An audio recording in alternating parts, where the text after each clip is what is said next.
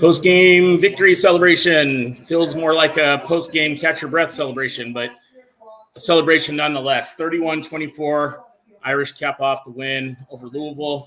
A very tough team. Revenge game. We got them this time.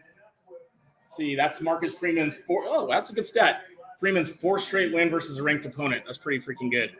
But man, that sure felt not great at the end. The whole playing to not lose versus playing to win is not a thing that we like to see, but it is what it is. So let everybody start catching their breath and jumping on here. Scary. Let's see who we got here in the comment section. All right, everybody jumping on here after the survival. Hopefully you guys are still breathing. Take a deep breath.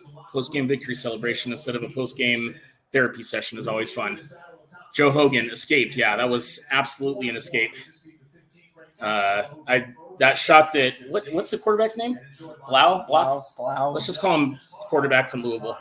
That shot that he took at the end had me clutching my freaking whatever you want to call it. Yeah, thank God for our defense, says Bobby Colley. Yeah, they got put in awful positions all game. The whole game. I mean, for some reason though today, like usually when I see a fumble right out the gates, I'm like, oh God, here we go. For some reason, I didn't have that same feeling today. I felt like we were going to be okay.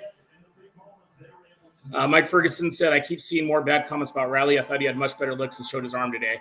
Yeah, I mean, and Riley can't do anything about the play calling by Denbrock there at the end. What was that on that last possession on offense? It's not even about just that play calling. The second half play calling was unacceptable on offense. Freeman came out after half and said that we're going to play not to lose, but it looked like they were playing to lose. Brian Campbell, great comment. Or I'm sorry, Scott Jeans or Geens. Again, sorry if I got that wrong.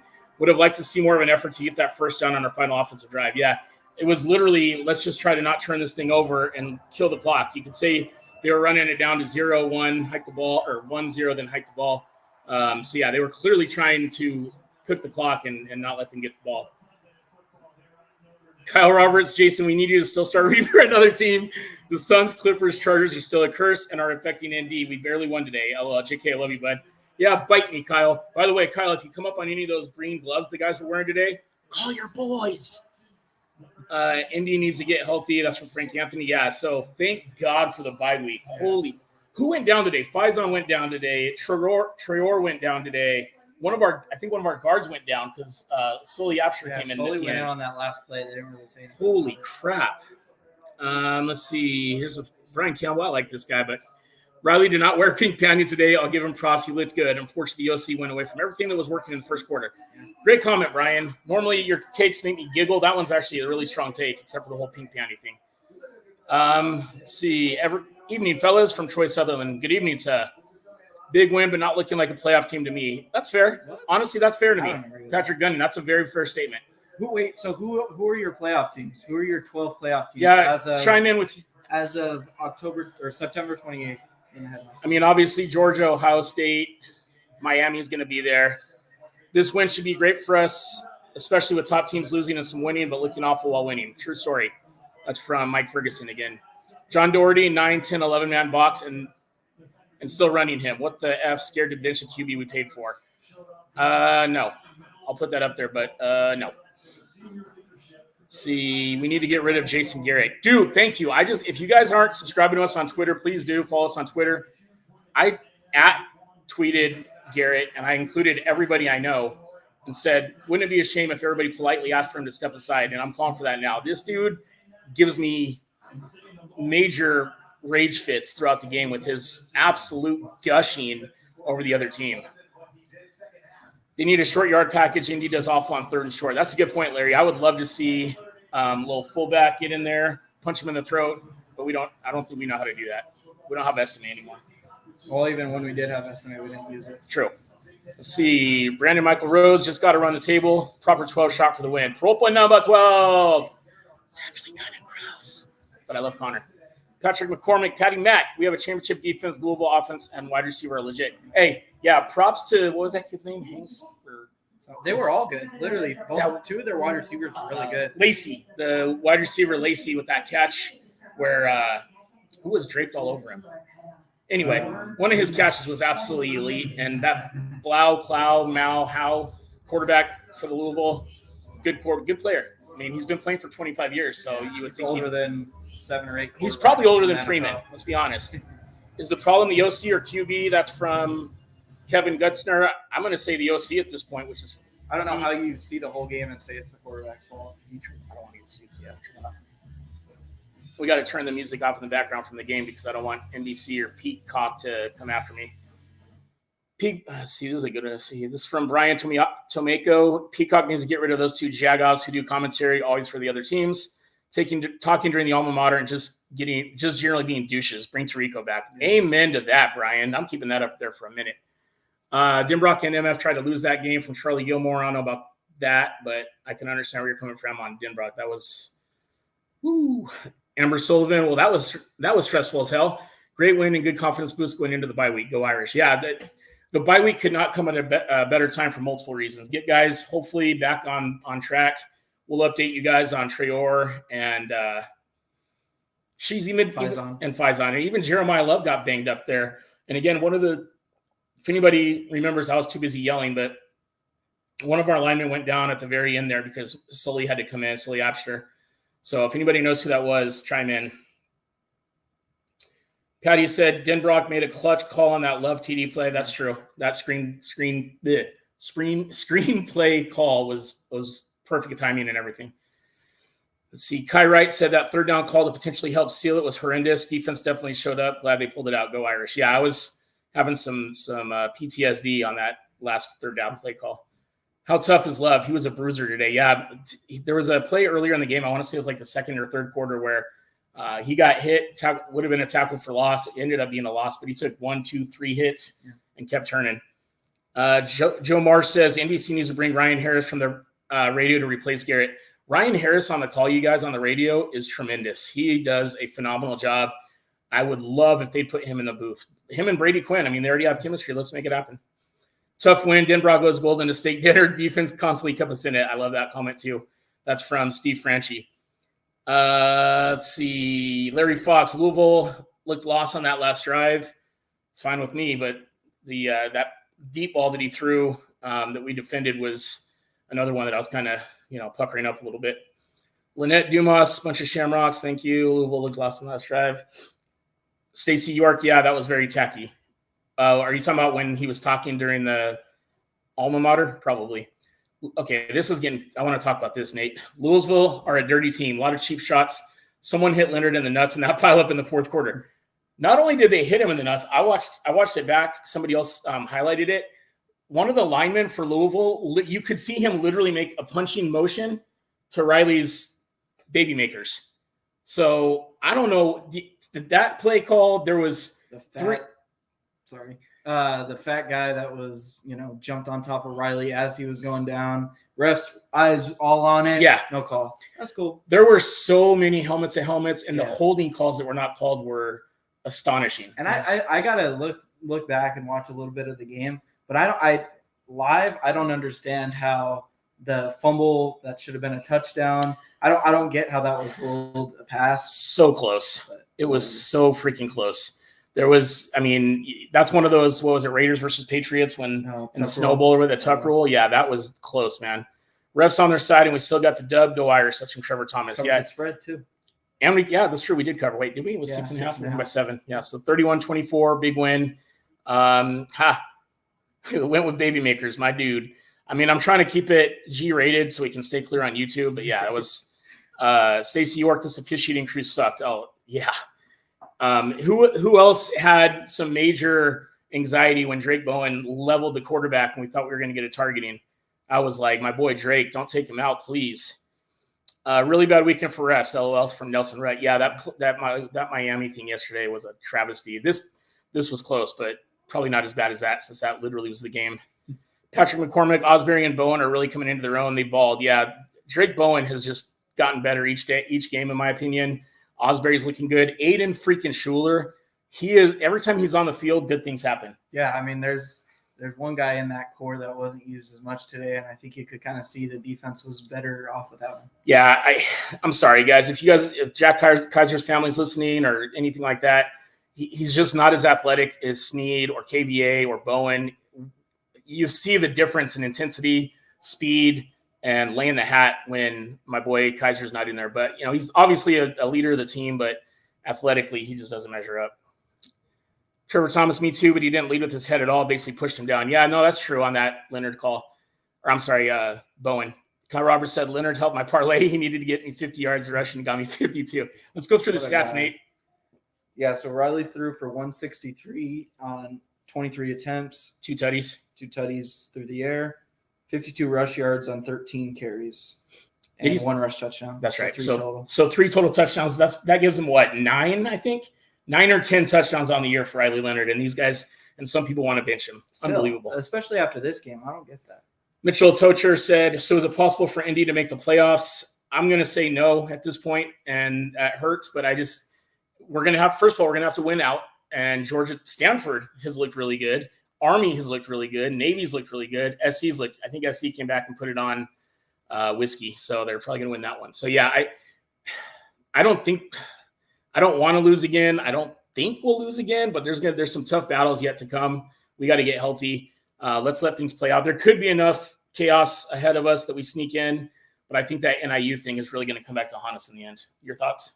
I mean, that's your opinion, and I guess you're able to say what you want, but I really think this is a playoff team, and I think they could go into the playoffs with a lot of momentum, and they'd probably have the most momentum in the country and not have a conference championship game to win. Possibly. It's really going to be interesting to see how it plays out, because a couple of the teams ahead of Ole Miss lost today to Kentucky at home, so that's going to obviously hurt them. The question is, are there enough teams that will have the chaos of their conference championship, like Nate said, to eliminate some teams to get them in there? Can you pull up defensive stats real quick, please? Brian Campbell, defense may have given up chunk of yards, but 2 turnovers and 4 or 5 fourth down stops. That's like 6 or 7 turnovers. Yeah, they came up when they needed to. I don't know if Louisville is just our kryptonite or what, but I think that's the most we've had scored on us since the last Louisville game. So they seem to understand the golden defense. But again, like you said, go ahead. I still think the defense only allowed 1 touchdown where Louisville had to go more than 20-plus yards, and that was on the second to last drive Louisville had. Other than that, the other 2 touchdowns they gave up were inside the 20-yard line. That was the other thing the first touchdown off that fumble at the beginning of the game was so good. That was a gimme almost. It was a great play design too. Isolated the linebackers, so running back had an open spot everywhere. I said earlier on the show in the morning that I really respect the heck out of Jeff Brom. He's a very good play caller, very good coach. Obviously, I'll be rooting for Louisville to win out. But yeah. You're right, Nate. We spotted them 14 points on turnovers. That's from Pat McCormick. Yep. Jason Lynch said Price. Okay. What good take, Lunch Truck. We won. Let's go. That's from Brandon Lastly. Always with the breaking news, Brandon. Just kidding. We love you, bro. Let's see. Jeremy Mozingo. I'm glad Leonard did prove he could pass for TDs. He was accurate. Not a lot of yards, but accurate, like I've said for the last said all year. 3 TDs again. Yeah. Can you look up how many? Let's do defense first, and we'll find out how many. Touchdowns Riley has accounted for this year. Yeah, so Leonard Moore was the leader in tackles today with 6. And right behind him was Benmo. And Jordan Clark as well with 5. And let's see, X had the pick. That was our only turnover, right? Or no, the fumble too. They fumbled. X got a pick. Yes. Frank McGrath with a great comment here. Wasn't pretty, but we'll take the win. Survive in advance. Yeah, no, exactly. That's all you can do sometimes. And I think there's going to be some other very ugly wins that we'll have to turn and burn on here with Navy, Army, Georgia Tech, SC, and even Stanford, they got that receiver that can change everything. Ken Walters, great win. Absolutely. That was bad. Coach for me needs to clean up the penalties. Yeah, that Jordan Clark thing. I just talked about how great he had looked and great transfer and all that kind of stuff. And then he comes out and headbutts a dude after we make a play. Like, you're a 8th-year senior and you pull that? It was funny. Let's see. Brian Ginzer, just what I needed to bust out of 5 weeks in IU health after transplant. Glad to see you're out, buddy. Hope you're doing well. let's get back after it, huh? We'll be out there in a couple weeks. We'd love to have a seltzer with you or whatever you can have. We will not lose next week. I guarantee it. That's going out on a limb there. Yeah, take the under. Jason Hanley, we gave up 14 points off of 16 yards of total offense by Louisville. Let's hold on to the ball, and we'll be okay as we improve. Fair. Can you go to Riley? Okay, so what are Riley's stats this year so far? So Riley through the air has close to 600 yards, 13 yards short of that. Okay. Has thrown 2 picks and 7 total touchdowns. In the air or? Yeah, 2 picks. No. Like how many touchdowns total? 7 total touchdowns. Really? 1 through the air and 6 rushing. That's got to be wrong because we had. You're right. That's my fault. Yeah, that is your fault. You're fired. I'm sorry. So he has, let's see, add 2, so 3. So he has 10 total touchdowns on the year. Corey Bottle said, figured it out. They paid for Leonard. He plays regardless. Boosters won't stand for wasted money if benched. No. I just don't agree with that. I think, if anything, Angeli just is not a guy that can do what Riley did today on the ground. It's pick your poison almost, right? If you stick with Leonard, which he's looked good. I mean, again, 9 touchdowns or whatever it is throughout the year. You've got the ability to run the ball. You've got the ability to make plays, escape, all that kind of stuff. Get Angeli, sure, he can throw it a little bit better, but he has zero escapability. He's Tommy Reese in the pocket, let's be honest. Am I right or am I wrong? Yeah, you're right. I also don't 100% disagree with that comment that's up right now. Fair. But I'll keep that, in the wraps. Jason Lynch says, and I'll put this on here too, I don't think we win today with Steve. No doubt.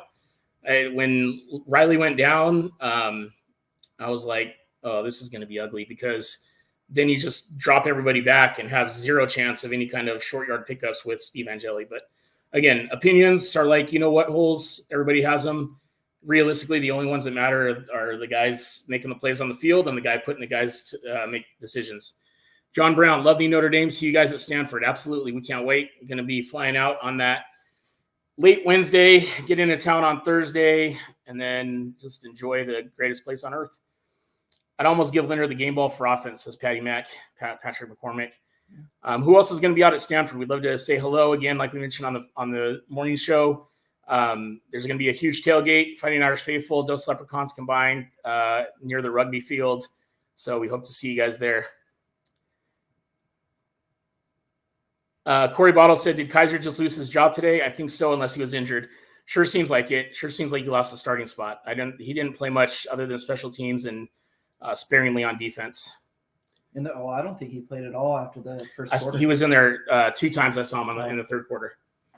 Still too much running by Leonard from Jim Bush. I think that's kind of what the game plan calls for with him, is use his feet to pick up first downs and then let him try to stretch the field, which he did a little bit more today. And I think we're going to continue to see that progression. You got a bye week to clean everything up and then have Stanford come into town and see what happens there.